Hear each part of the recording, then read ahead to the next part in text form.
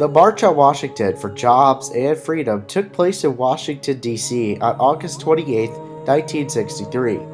Attended by some 250,000 people, it was the largest demonstration ever seen in the nation's capital, and one of the first to have to see extensive television coverage events.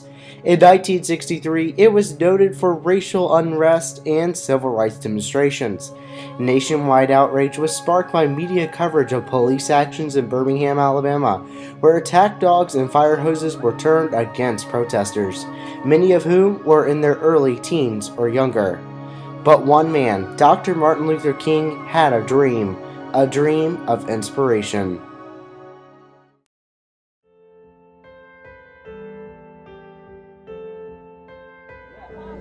With this faith, we will be able to transform the jangling discords of our nation into a beautiful symphony of brotherhood.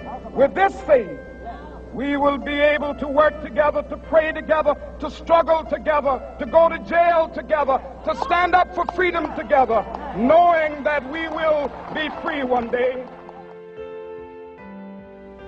When the architects of our republic wrote the magnificent words of the Constitution and the Declaration of Independence, they were signing a promissory note to which every American was to fall heir.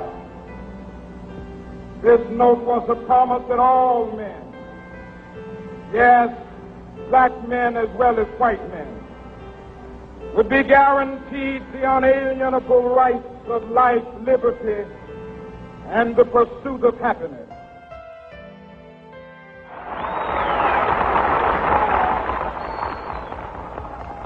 But we refuse to believe that the Bank of Justice is bankrupt. We refuse to believe that there are insufficient funds in the great vaults of opportunity of this nation. So we've come to cash this check, a check that will give us upon demand the riches of freedom and the security of justice.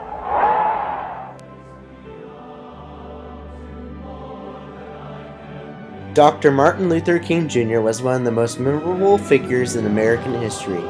In addition to being one of the most vivid leaders and visible leaders in the civil rights era, he was one of the many soul leaders that led the movement that changed America's thoughts about freedom.